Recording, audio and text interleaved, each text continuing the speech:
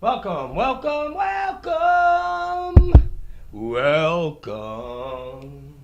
How's everybody doing today? We made it through the weekend, and none of us are dead, and nobody, at least that I know of, has Ebola. Yes, I don't have Ebola. I'm pretty sure I don't.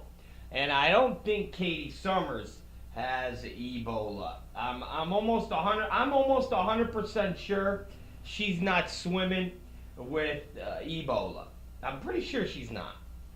So that makes us pretty clean as far as the Ebola world goes. So no Ebola here. I had to check the new smartphone because they have the new health thing on here. The new iPhones. They check your weight. They check your calorie intake, and they also have a button to check for Ebola. It's a new feature. It's a new app that you get with the new iPhones. You download it. You put a little wire that connects to you, and it constantly takes your temperature and also different signs, like vital signs that attribute to the Ebola disease. So, according to the new iPhone, as you see here, well, it's kind of new that it's Ebola free. So I have no Ebola. Anyways, how are we doing? That's what I want to know. I want to know how everybody's doing. And if you want, you could call the show. That's at 1-800-GO-FUCK-YOURSELF. And you can call in.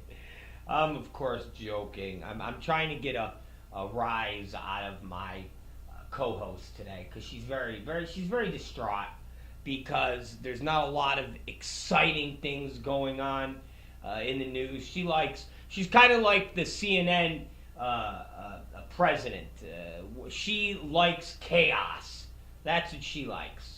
So when there's no chaos going on, she gets a little distraught. She gets a little sad.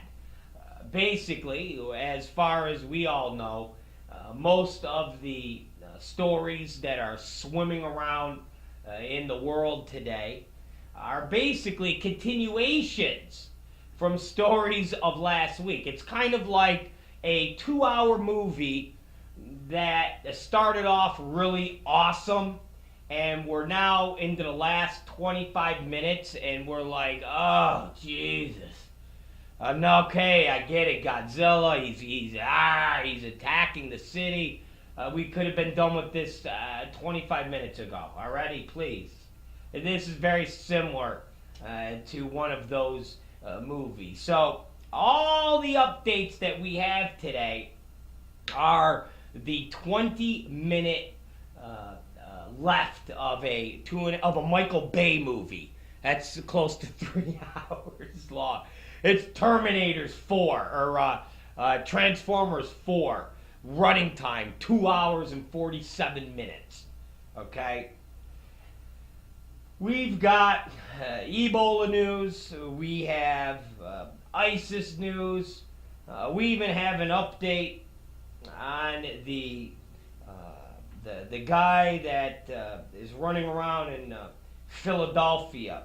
Eric Free news. We got that guy, or Pennsylvania, wherever it is. We got Joe Biden news. We got things that are going on that are not huge. They're just continuations. So let's start with our favorite topic, which is Ebola.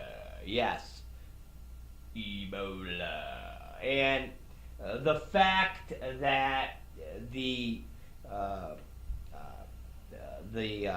Duncan fella that's over in the hospital in Texas is pretty much close to death. He's not breathing on his own. He can't talk. He can't walk. He's got no ZMAP. No ZMAP for him. He don't get no ZMAP. The West Africans don't get ZMAP. They just get the plastic bubble to die in. No ZMAP for him. So he's almost at death's door. It's probably a matter of a day or two before he officially is dead. And then, of course, his native country there in Liberia will not be able to press charges on him because he will be dead. The CDC and the Texas officials have officially cleaned out his apartment. It's clean.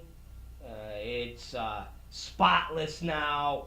You can presumably eat off the floors.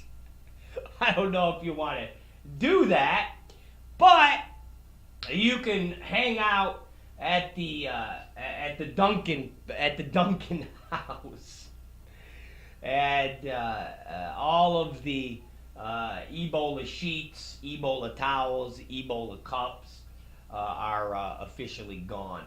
I don't even know how that would work because I've had in my lifetime creepy, disgusting people at my house for one reason or another, whether it's a party or it was a friend of a friend that you let hang out. And after they got done eating with my plates, using my bathroom or using a towel, I've actually thrown dishware away.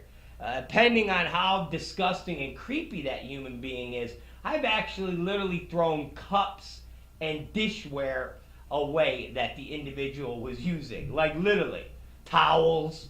They need a towel in the morning to shower. I've literally gotten that towel and thrown it away and gotten medical grade bleach and just covered the entire shower with bleach and then never used the shower ever again. Because it'd be the guest room. Never again. That's like officially the bathroom that nobody would go into that you would like. Literally, people would come over and be like, hey, you got, yeah, you want to use this. Why not? Well, because about 3 years ago, a guy used it and he was really creepy and his cooties probably still have not left that area.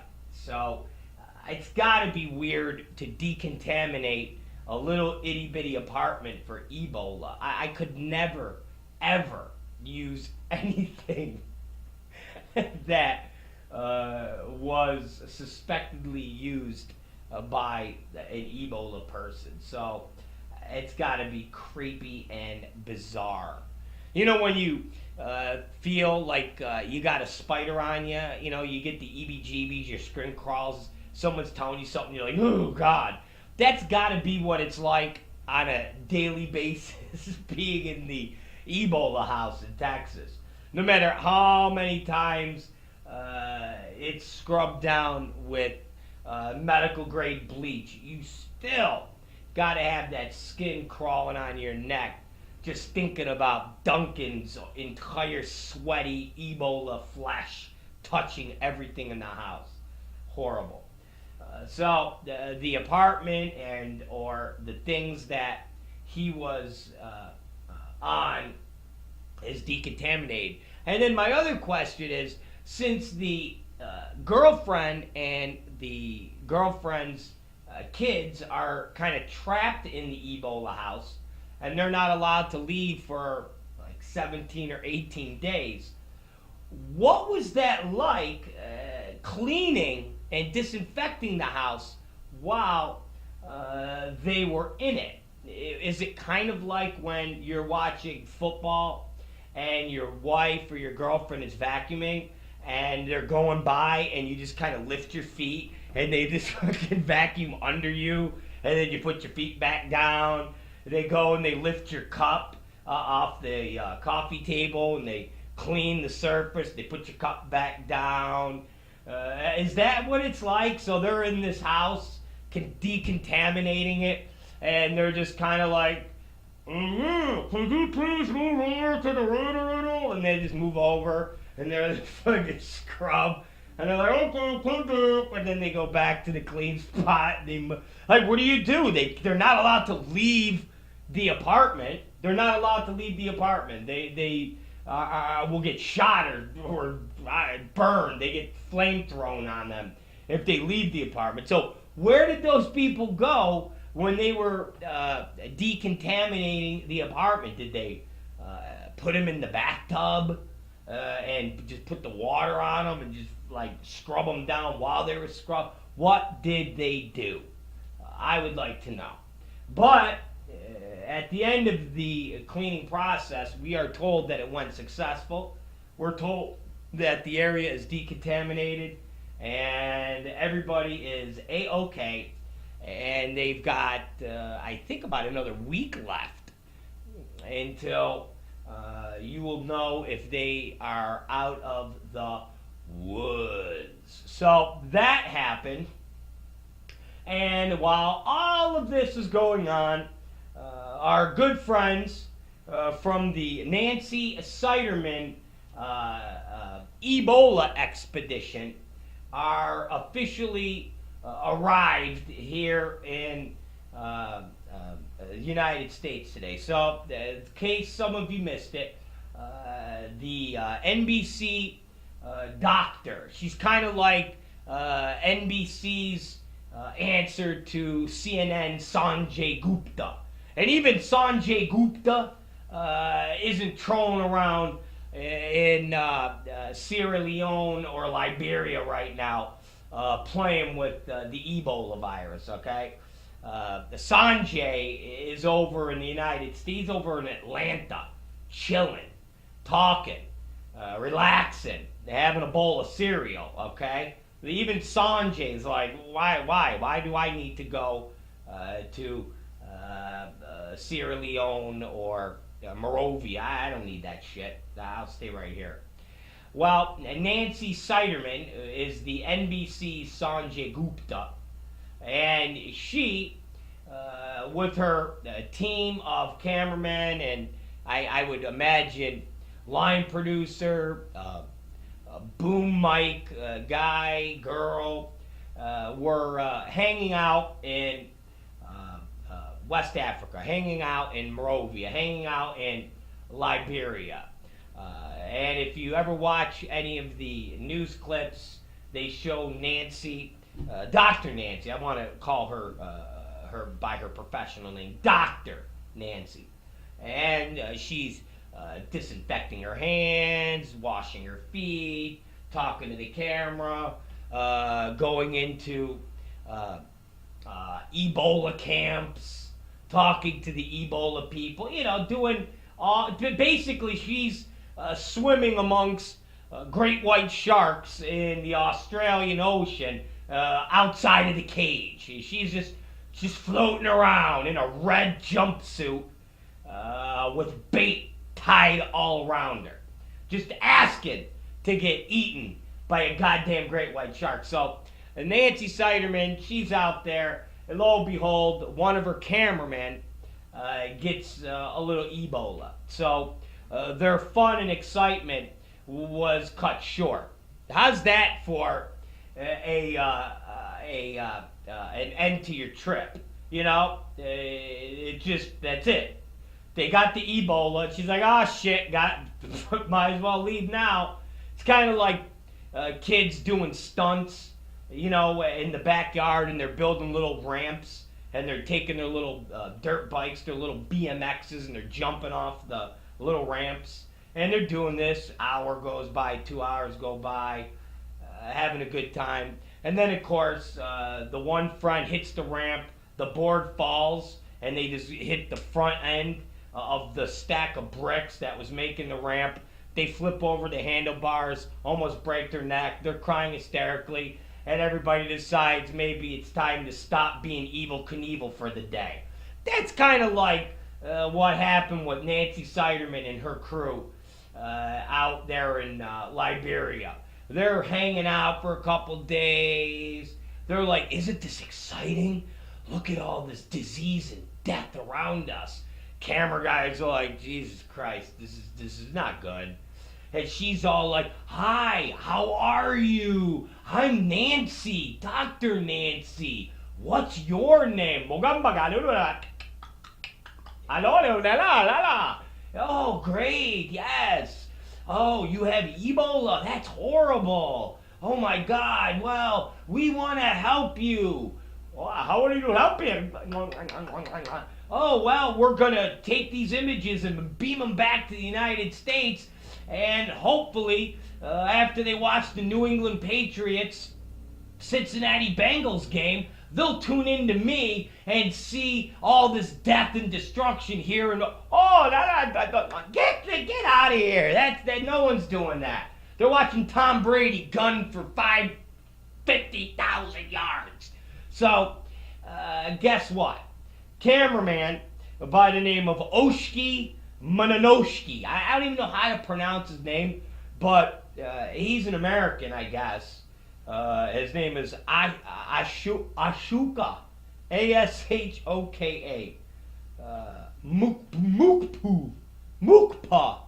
Mukpu. I think that's his name. I don't know. Ashku Mukpu. Well, Ashku Mukpu has got a little of the Ebola.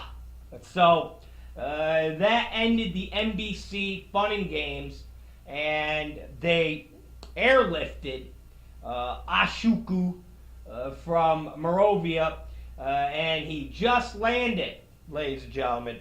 He landed, I think, an hour or two ago, 3 hours ago, in Nebraska, and he's on his way to the hospital where they have, I guess, a super facility, like the most awesome of facilities known to man that can cure or treat Ebola.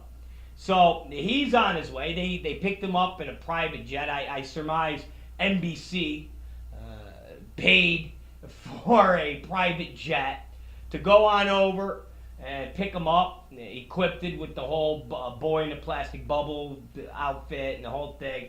He's there in the hospital. And of course, the great Nancy Siderman and the rest of her crew are all in quarantine because one would assume that her or a couple of the other people working with Ashuku possibly could come down with Ebola. One would have to imagine it's a good possibility considering they were all together, they were all healthy, and as Nancy Siderman says, they were at one point crossing bridges and walking to different Ebola-stricken villages, and Ashuku said that he was feeling a little bit under the weather, and he was monitoring his temperature, and when they got done with their expedition that night, Ashuku called Dr. Nancy and said, "Hey Doc, my temperature is elevated," and they went, "Oh shit, you got Ebola." So one would imagine that he possibly could have given it to some of the other people, and possibly some of these people contracted it from whoever Ashuku got the disease from. So Nancy Siderman and her other journalists or journalist helpers or sound people, makeup artists, I don't know what would it entail, but they're all in quarantine, and they're here in the United States. And I've said this before, ladies and gentlemen. All said and done, with the exception of the Dunkster, okay, the Duncan Mater, the Duncan Ebolier, all of these other Ebola patients we've brought here to the United States. Well, it's kind of amusing to me. We go and we get Ebola and bring it here, even though Ebola is really bad for you, and we kind of don't want it to come here. and it has to come here from West Africa through a process, either here, neither there, we don't really want it. But we in the United States are going and actively grabbing it and bringing it here. And then the flip on that is we have United States citizens that are leaving here to go and fight with ISIS over in Syria, presumably to strap a bomb on themselves and get blown up like the Catman did. And we're upset about that. It's kind of weird. We should not be bringing Ebola here, and we should be helping people who want to be extremists leave here and die in Syria. But it don't work like that. We stop the crazies from leaving here to go there, and we bring the disease from there into here. It's very bizarre. It's a whole bizarre way we're operating in the United States. But, hey, unemployment rate's down, stock market's up, and businesses are hiring. So, it ain't that bad. So, NBC, Nancy Siderman, we'll keep a watchful eye on the Nanster and see what transpires there. Other news, Big Joe, I call him Big Joe.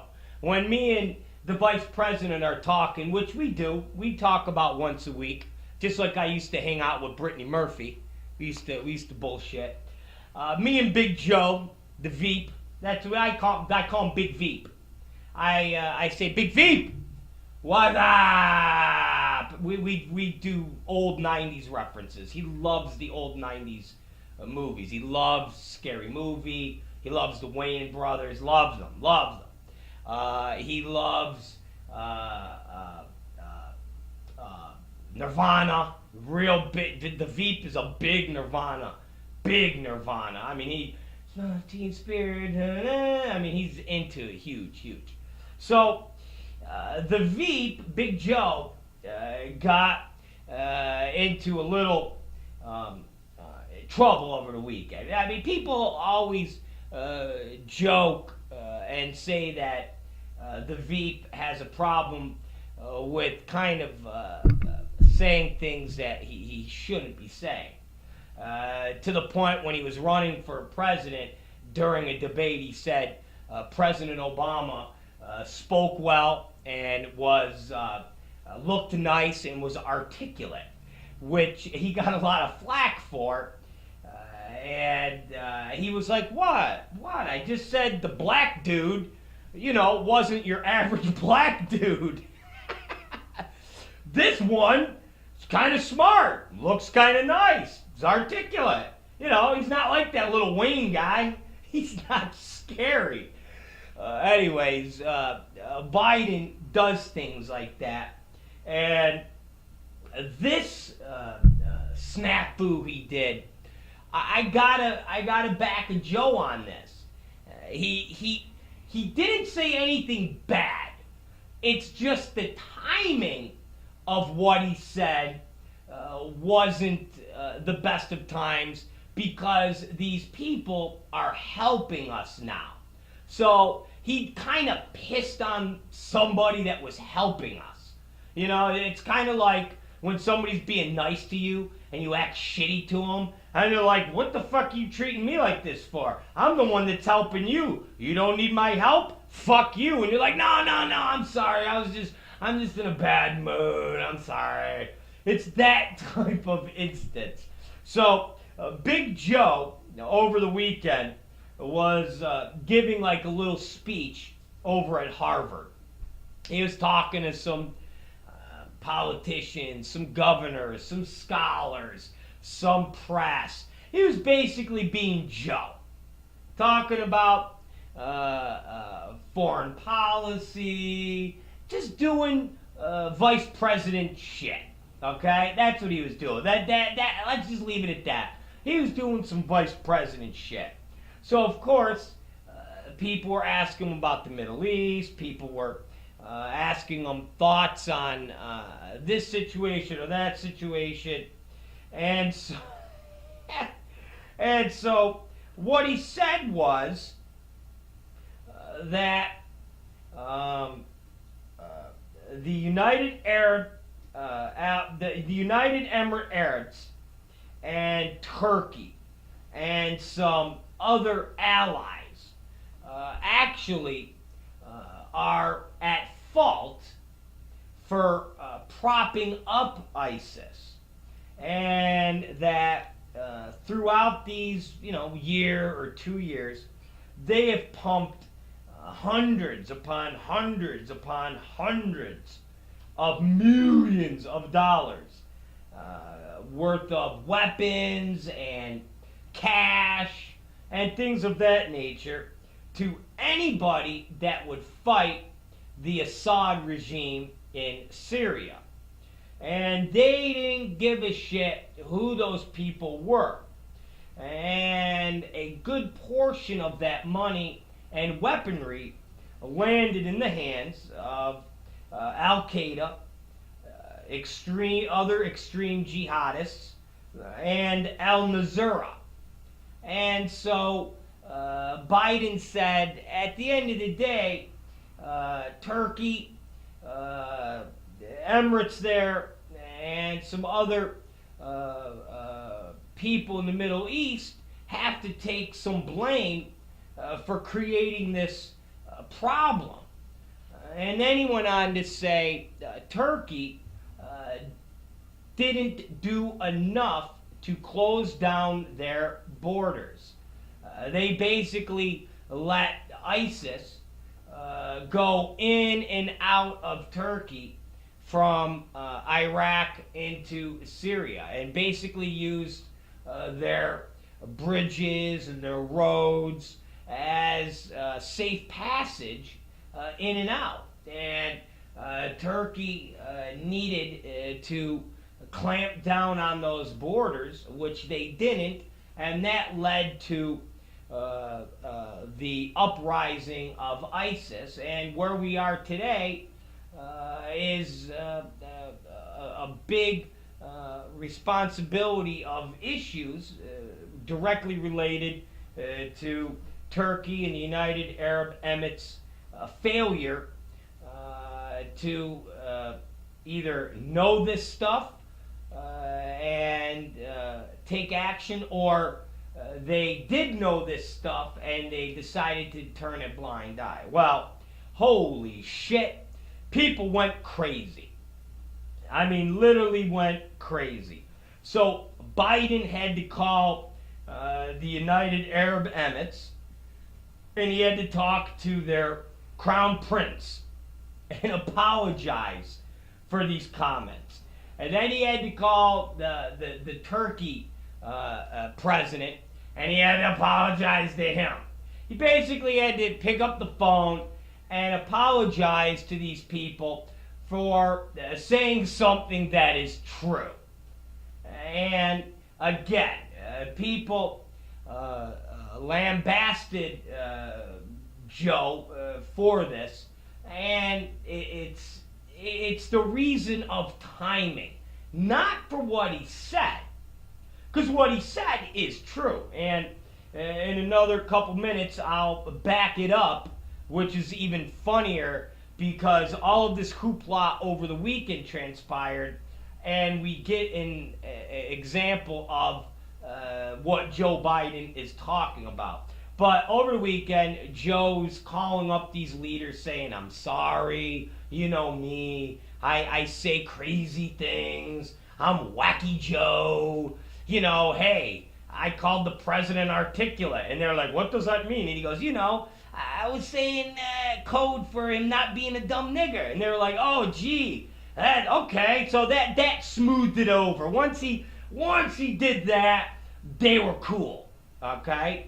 Once Big Joe did that, they were cool. So Biden had to do this whole apology. People are going crazy, but it's all chilled out, and everybody's happy. They slapped him on his wrists and said, Joe, just don't talk anymore. But let me explain once again, ladies and gentlemen. what Big Joe said is not false. Now, the money flowing to ISIS and Al Qaeda and Al Nusra, these things you could actually somewhat debate them as far as nobody has seen United Arab Emirates say, hey, here's $1 million, go and kill people, ISIS. So that can be debated, and why we come to the conclusion that a lot of these groups have funded ISIS and funded these organizations. When you look at Qatar, and you look at these organizations and how they have set up paying for ransom for prisoners and things of that nature, you can really conclude that they are cover-ups to actually pay these terrorist groups to do what they do, which is create terror, and you're paying them under this cloak of, well, we're getting people back. We paid them $100 million and we got these hostages in return. Where at the end of the day, it was all set up from the start, and ISIS just grabs these guys. They're not going to do anything bad to them. They know they're not going to do anything bad to them. And it's just a way so Qatar and United Arab Emirates and these groups can just funnel money to them. And this paper trail is under the guise of getting hostages. So that is something that they practice. They also practice funding these groups that say, we're fighting Assad. We're fighting Assad. And everybody hates Assad, but really these groups are ISIS. Really these groups then hand over all this equipment to ISIS. ISIS is running around with American weapons. That's a fact. So all of these elements are true, but of course, United Arab Emirates and some of these groups could actually have a little distance and put up a little wall and say, no. This might happen in this instance, but it's really for protecting hostages or fighting Assad, and if the consequences of some of these actions result in helping some rogue fringes of ISIS, well, that's a little bit of collateral damage, but we don't do anything on purpose to help ISIS. But when it comes to Turkey and their borders, that there is no way with saying it's a cloak and dagger and there's this subterfuge. If Turkey wanted to shut their borders down, they could.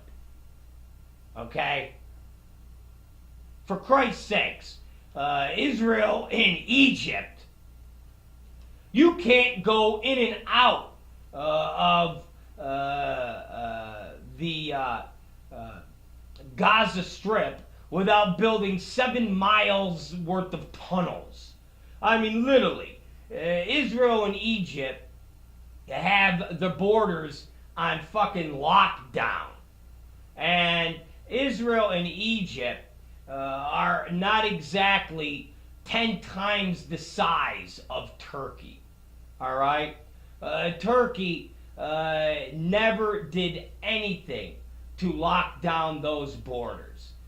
They purposely, and that's the only way you could describe those borders being so open, so wide open for all of this time, than to help ISIS and help these terrorist groups like Al Qaeda and El Nazara. Literally, these borders should have been locked down a year, 2 years ago, but they weren't. And they still are not. These borders are still not locked down. And I'm going to explain to you how that is. And we kind of pivot to our third story, which is over the weekend, the same time everybody was yelling at my man Joe for speaking the truth. It was just a shitty time. And you guys understand why I say this shitty time. You have United Arab Emirates helping in the airstrikes and funding and doing things to help the United States and Great Britain fight ISIS. And Turkey now is also helping. They're taking hundreds of thousands of refugees from Syria and refugees from Iraq. I mean, they are doing things now to help in this fight against ISIS. And Joe Biden goes ahead and pisses in their coffee.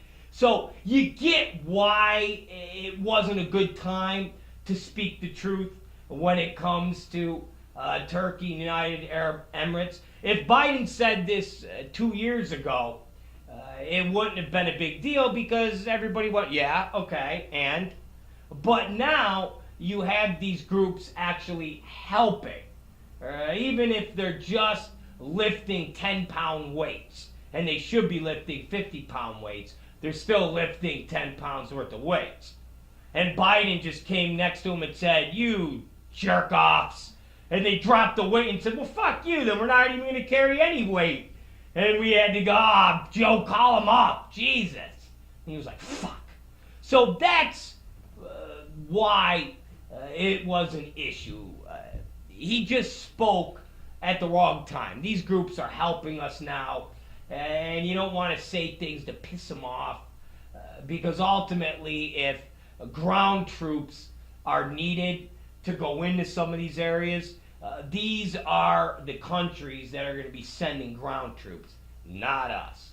So these are the countries that are going to be getting the call from Obama going, hey, we need like 5,000 of your people to go, run in there and go kill.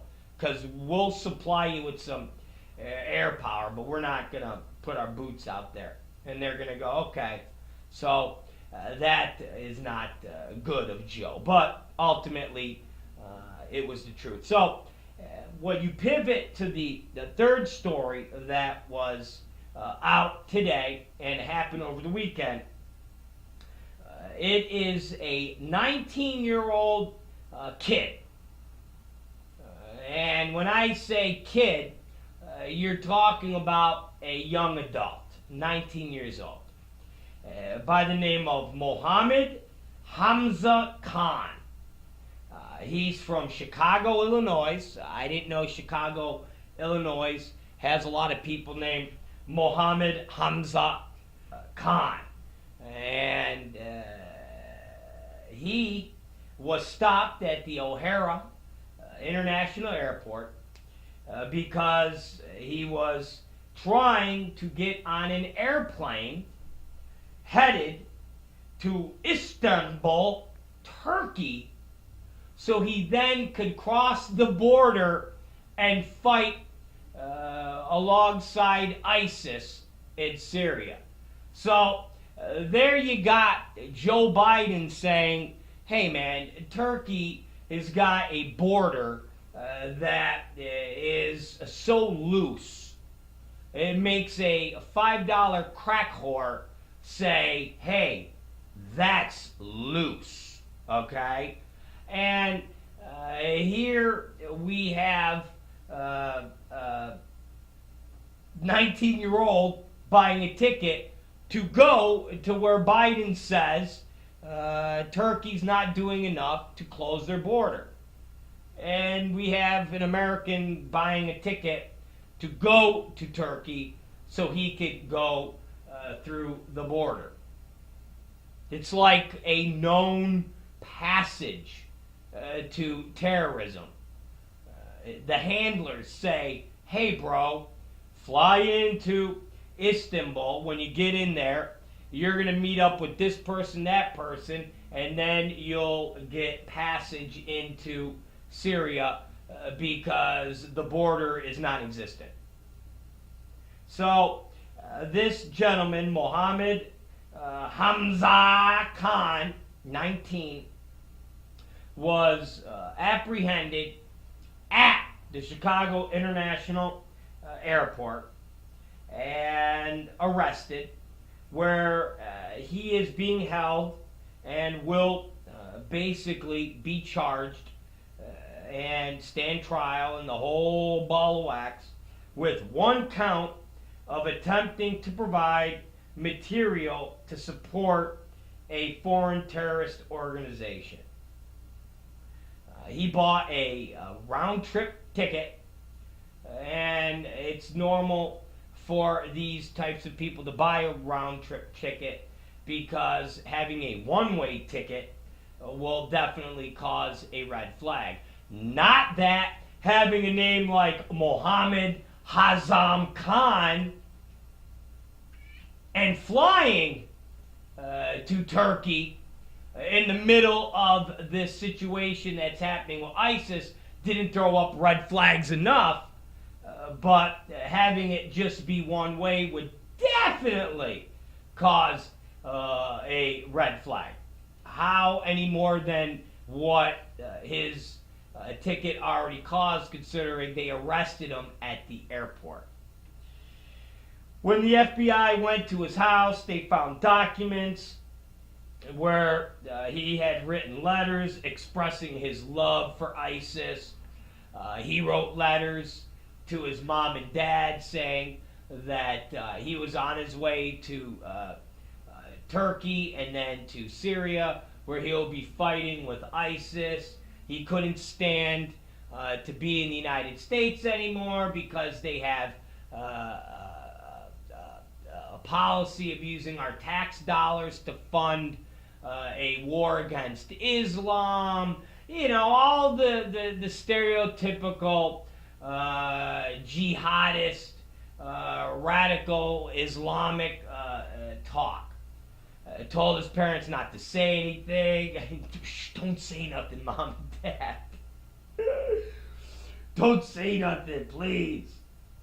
And there were notes on where he was supposed to be going and meeting this person or that person. And at the end of the day, it all blew up in his face because he went to the airport, took off his shoes, took off the socks, undid his belt, put his laptop in the little bag, had everybody just moaning behind him because, you know, he didn't do any of this stuff before he wanted to go through security. So, of course, you had people going, Jesus, dude, you're supposed to already have your shoes in your hand. Take your goddamn belt out already. Should already be ready. Let's go already. Let's go already. Or that was just something I say to people who do that when I'm at the airport. And they're like, oh, let me take off my belt. And I'm like, asshole, you knew you were going to have to take off your belt. Why isn't your fucking belt in your hand? I'm going to take that belt and strangle you, you cocksucker. Anyways, that's a different story for a different day. So he goes through, he's waiting at the terminal to get on the plane, and the FBI swarm in and arrest him. So he's looking at 15 years in prison because he was writing fan letters to ISIS. And I mean, that's basically what he did. And I'm not talking as a unjust arrest or anything like that. Please don't take it for me saying it in this term, but it's exactly what it is. Now, I don't mind arresting them for this purpose, but at least let's say what it is. I mean, I'm horrible and very not politically correct. I'm not Ben Affleck. I believe strongly in what Bill Maher and other people also believe, that at least 90 to 95% of Muslims are extreme in one way or another, and their views and what they have in their hearts as far as how they view everybody else, and then they view themselves and their religion, they shouldn't be here in the United States. Plain and simple. If you have one radical view that you feel in your heart, and you are an Islamist and you are a Muslim, you should be thrown out of this country. If you are a Muslim and you don't believe in killing Americans, cool, and you don't believe in doing bad things to the United States, that's cool. But if you then say, if you leave the Muslim religion, the fate of that shall be you being put to death, boom, you gotta go. If you believe women should not have the same rights that every other man has in the United States, you should be thrown out for that. Things of that nature, you should be thrown out of our country. Plain and simple. That's a very radical stance, I know. But I do believe that 90 to 95% of all Islamists, all Muslims do practice a form of radical thoughts, the radical views of that religion. And again, if you don't believe in killing Americans and you don't believe in doing things to hurt this country, that's cool. But that still doesn't give you the okay to oppress women and things of that nature. And you say, well, that's part of our religion. Well, in the United States, that's not what we do, so you should be thrown out. So, just the notion of this kid having these views gets him thrown out. But let's say what it is. He's basically a fan, and that's what he's going to go to jail for. He's a fan. He's writing letters from the United States to ISIS leaders going, I really love you, I think you're the greatest thing in the world, I can't wait to go over to Syria and hold you, you are awesome, Mohammed's awesome, I want to rub his little head like a baby. That's basically what he did. I'm going to buy a ticket, I'm going to be over there next week, we're going to be together forever. And then he bought a ticket. Oh, it's only 2 more days. I can't wait to see you. You're my one and only sunshine. And then he went to the airport and got arrested. And ultimately is being charged with attempting to provide material support to a foreign terrorist organization. But material support is basically going to be a member of the ISIS fan club. That's what it is. You're going to be a member of the ISIS fan club. He didn't leave the country. He didn't even step foot on the airplane. He thought about it. He wrote about it. He even showed up at the airport. So this whole concept that we are now going to do is taking our stance against Muslim extremists to a different level. And my thoughts are, how do we stop, or where do we put up the line in the sand of what is acceptable and what is not? Meaning, we should then basically, and let's face it, rather you're believe that the government wiretaps on everybody like Edward Snowden says we do, or that's a bunch of hogwash, and our country's too big for that, and we just get a tip here and there and try to get metadata collected and see who calls who, but even that's not successful. It's just a shot in the dark, because if it was, people that are storming the White House would never be storming the White House, because we would know by wiretaps, and we would know by listening to their cell phone conversations that they're fucking nuts, and we would know that they were plotting something because they all spoke to people, or they all bought books or guns and all sorts of things of that nature.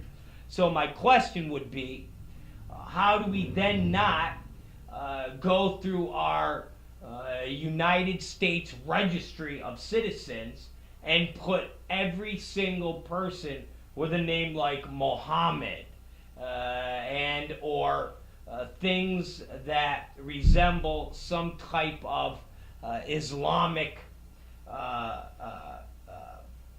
relationship on a watch list, where we are constantly surveilling these people, and the minute they do something remotely funny, we either arrest them or throw them out of this country. I know that is a radical idea, but it's really the next step of going after people who are writing fan letters to ISIS and are buying tickets to possibly go on a summer tour, like the Dead. You know how kids would go and get their bus tickets, and they'd be like, the whole summer I'm just gonna follow the Dead around the United States. It's kind of like that.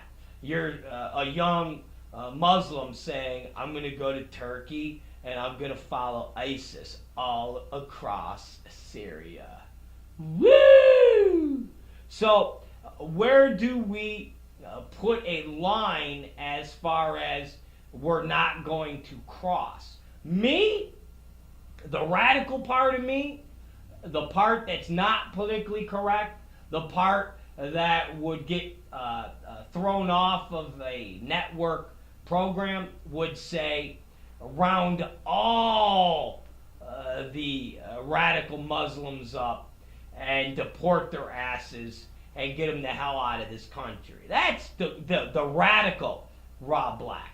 I know we can't do that, but we're pretty close when you're talking about writing fan letters to ISIS. A month or so ago, there was a young teenage girl who was arrested at the airport, who was going to go to Turkey and then to Syria and work as like a nurse and help ISIS fighters in the field.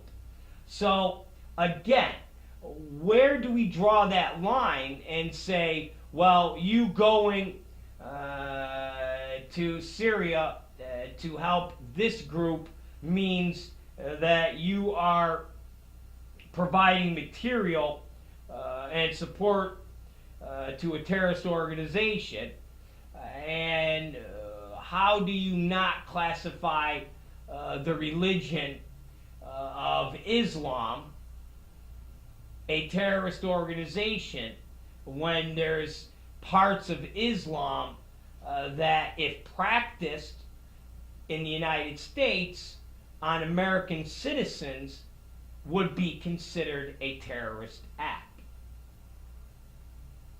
I mean, let's face it. If you had an Islamist here in the United States doing to a woman what they are allowed to do in their religion, they would be arrested.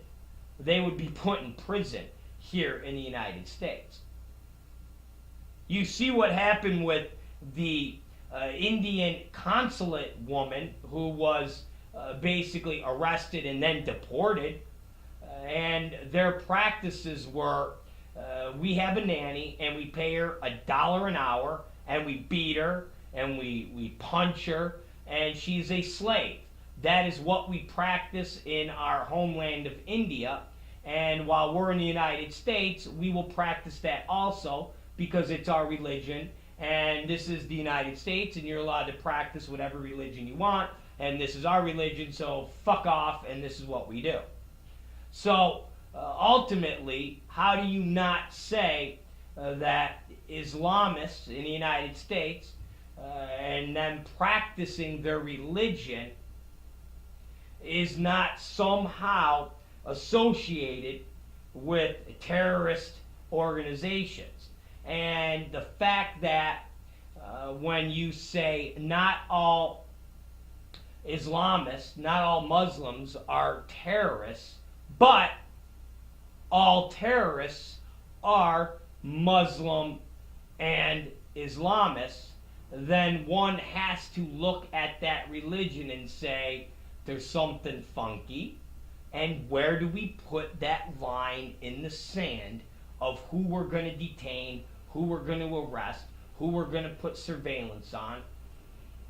I mean, let's face it. This 19-year-old guy from Chicago fits every characteristic that one would say makes him a terrorist. And if you put all of those things together, you will get some politically correct yahoo to say you're being a racist. You're being somebody that's stereotyping. But let's face it, if you looked at this kid and you heard how he talked, you knew his name, you would say terrorist, and guess what? You would be right. You would be right. Plain and simple. So, where do we draw that line?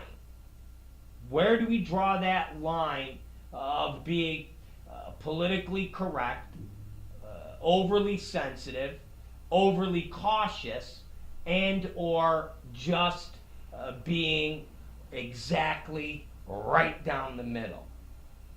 It's a question we're all going to have to really think about as this war heats up. And it's not just a ISIS war, but it's a religious war. It's a war of extremists. It's a war where our own ideas and our own principles kind of bit us on the ass. The notion of this religion and freedom to practice religion and being tolerant of different religions and actually putting religion in our government, which we do, regardless if you want to say that we have a separation of church and state. We don't. Our politicians say God bless America. Our president will invoke the word God. We have religion in our political system on every day of our lives. Rather it's debating the Ten Commandments in courthouse steps, or pledge allegiance to the flag, one nation under God, all of these debates that we have. So when you put all of that together, we then put ourselves in a vulnerable position to go after jihadists, go after radical Muslims, because this is a land of religious tolerance. And it's bit us on the ass because we want to say, well, that religion's okay, but that religion's bad. That religion's okay, but that religion's bad. I mean, let's face it, guys. Rather you're a Muslim or you're a Mormon or you're a Scientologist, all of these religions have extreme aspects to them. And you could get a Mormon that says, well, our practicing of having multiple wives and fucking children is something that we did away with many, many years ago, and we don't practice that anymore as new Mormons. It's kind of silly because ultimately that's what Muslims say who are not practicing the catchphrases "death to America" and stoning their wives, things of that nature. They say, well, that's an extreme part of our religion, and I don't practice it. That person might, but I don't. And if you condemn me for something that they do, that's unfair. But when push comes to shove, you say, yeah, but ultimately, isn't those radical ideas what your religious faith, dating back to its creation, promotes? Isn't that what a true Muslim believes? Because if you're following that book to the T, that is what it says. And they say, and you have to go, well, yes. Same thing with Mormons. Same thing with Christians. And the fact that slavery's good, homosexuals are bad, and stone your wives and kill your kids. All of these things have become part of a religious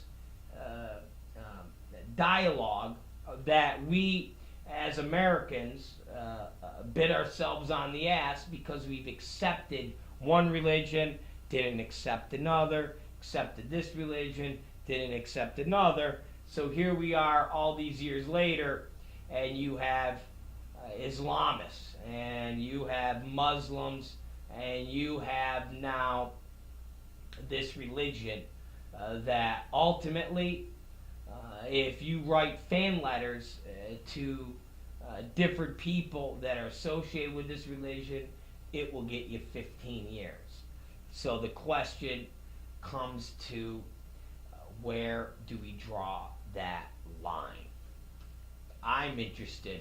My line's been drawn a long time ago, but it's not a good policy. I'm a bit of a radical when it comes to that, because ultimately I believe there should be no religion.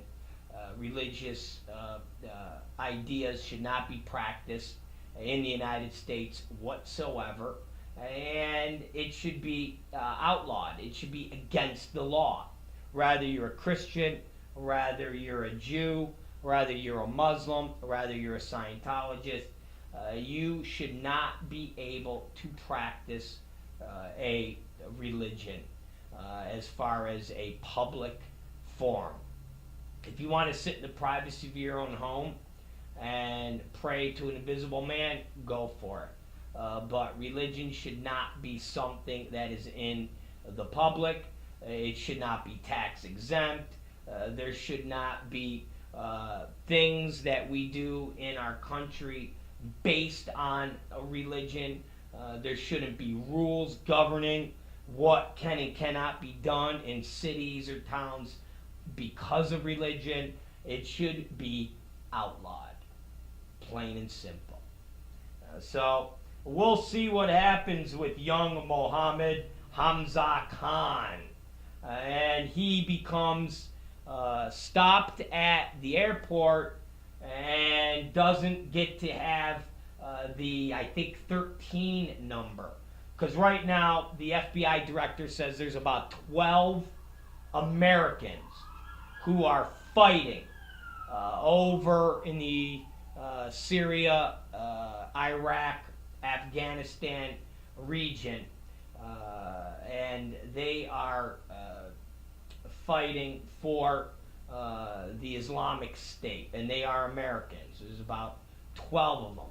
Not 100, not 200, not 300, not 1,000, but 12 of them. And my feeling is, good riddance. Good riddance to these sons of bitches. I hope they all die out there. Plain and simple. If you leave this country that you were born in and you basically shun it and say you're going over in Iraq to fight ultimately against us, you should be killed.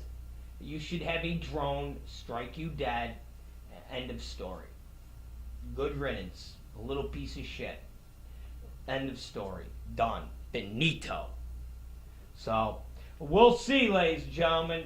But these stories right here, these 3 stories, are the top getters and what is going on as we speak right now. And it's the Rob Black Show. I'm going to take a break right now.